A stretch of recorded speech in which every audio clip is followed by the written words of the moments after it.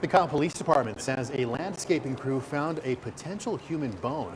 Investigators had an area near a hotel taped off this afternoon. We spotted a mattress near a grassy area and what appeared to be a canine unit on the scene. This is in the 5,000 block of Kyle Parkway, not too far from I-35. We are following this story, so stay with KXAN and KXAN.com for the latest. So we start with breaking news as Austin police put out a warning about dangerous drivers expected on the roads tonight. Thanks so much for joining us. I'm Jennifer Sanders. And I'm Daniel Marin. Austin police say it's aware of a planned illegal street takeover event scheduled for tonight. This is video of one of the last times drivers did a street takeover in Austin. This was in 2023. Traffic came to a standstill while drivers did donuts at intersections, coming dangerously close to other drivers and people nearby.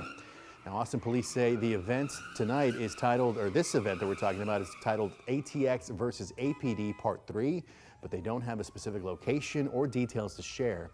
APD says it will not tolerate reckless driving or illegal activity, and anyone who participates could be arrested and have their car impounded. They're also asking people to report anything suspicious they may see. And looking in depth here, as first reported on KXAN.com this week, a charge against a 21-year-old accused of organizing a street takeover in Austin in July of 2023 was dismissed. According to Travis County court documents, this comes after he was convicted in an assault case that happened later that year. The suspect pleaded guilty in that case and got 2 years deferred adjudication and community service. People in Williamson County could be paying more in property taxes. That all depends on what county commissioners decide when they finalize next year's budget and tax rate. Now, one of the biggest priorities in the budget is related to public safety. KXAN's Kevin Bosker dives into this among other proposals.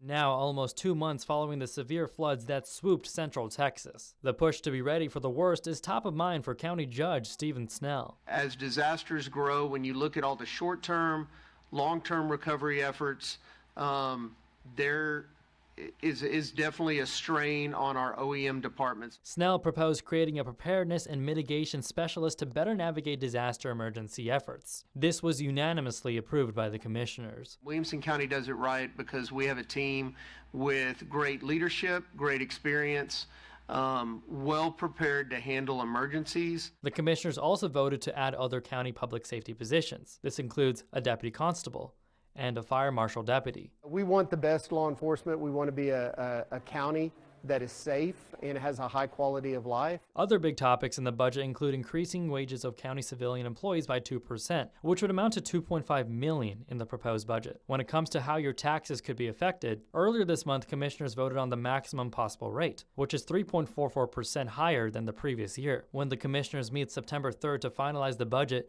they will adopt a rate for the budget. If it is above 39.99 cents per $100 of valuation, people living in Williamson County will see their taxes go up. Kevin Bosker, KXAN News. Commissioners want to hear from the public about the proposed budget and tax rate before they finalize both of those for the upcoming fiscal year. They plan to do this next Wednesday on September 3rd. Now, going in depth, other counties in our area are also finalizing their budget processes. In Travis County, commissioners are considering raising property taxes to help pay for the damage from last month's deadly floods. People can send their feedback online. Also in Hays County, commissioners agreed to set a new proposed tax rate. They plan to hold a public hearing also next Wednesday. The group is pushing Austin voters to say yes to a tax rate increase. After the city passed its budget for the next fiscal year, Austinites will need to sign off on a higher property tax rate. And as our Grace Reader explains, the group is asking voters to consider what would be lost if the proposition fails. After Austin City Council voted to trigger a tax rate election this November to pay for things like parks and homelessness services, advocates of what will be called Proposition Q are now working to rally voters. That campaign kicked off at a North Austin affordable community Friday morning. This is a campaign about our values. This is a campaign about combating homelessness, which is something that we know is a crisis. Additionally, this is about our quality of life. This is about spending on our parks, our libraries, our pools, the things that make Austin so great. As you might imagine, there's already opposition to this too. Former Austin mayoral candidate Jeffrey Bowen, one of the people, saying he's unwilling to give the city more money. Should this proposition pass, the average homeowner will owe the city roughly $300 more a year. I have to live within my means, and that's going to make an impact on how I vote because I personally do not see that the city is living within its means. It'll ultimately be up to you, the voters, this November. Political science professor Brian Smith says the decision will likely be made by a relatively small group of people. Because it doesn't have the excitement of a regular election. There's no parties involved. There's not a lot of advertising. You don't have candidates. So you're voting on policies, which can be often difficult to understand. But this group, calling themselves the Love Austin campaign, is working to get as many of those people out to vote as possible and asking those folks to vote yes. So we urge everybody to get together and get out the vote this November to vote for Proposition Q to protect our values. Grace Reeder, KXAN News. Bowen filed a lawsuit against the city over transparency in the ballot language for this tax rate election. It was filed earlier this month, and according to Bowen's attorney, the city responded to that lawsuit just yesterday, and they are currently reviewing that response. We'll keep you updated on the outcome of the lawsuit. Today, Texas Governor Greg Abbott signed the state's new congressional map into law, designed to help Republicans gain more seats in the 2026 midterm elections. So this, delivering a win for President Donald Trump and his desire to hold on to a slim GOP majority in the U.S. House. The governor made a post on social media saying the state is now, quote, more red in the United States Congress. The battle will now go to the courts, where organizations representing Black and Latino voters have already filed lawsuits to block the map. Nearly 2 months after floods tore through Kerr County, many neighborhoods along the river are still disaster zones. And in a lot of those places, community members have stepped in to help where they can.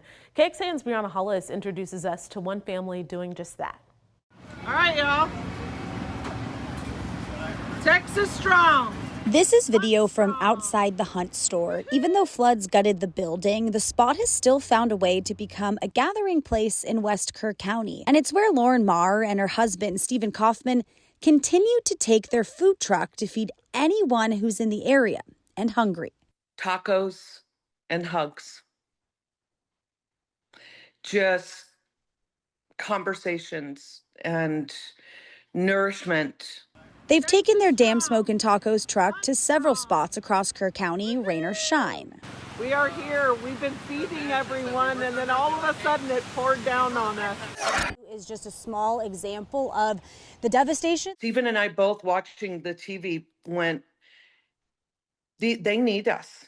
They need help. And we literally loaded up the barbecue pit. As grassroots aid like this continues, fueled in large part by donations, over the last 2 weeks, the Community Foundation of the Texas Hill Country pledged $40 million to help with housing-specific recovery, and federal, state, and local groups are trying to find folks who may not know how to apply for that aid. Who we're maybe missing, who hasn't reached out to us, but we know they need help. The Damn Smokin' Tacos owners say they're now splitting their time between normal operations and feeding flood-impacted communities, and they hope to keep helping as long as they can.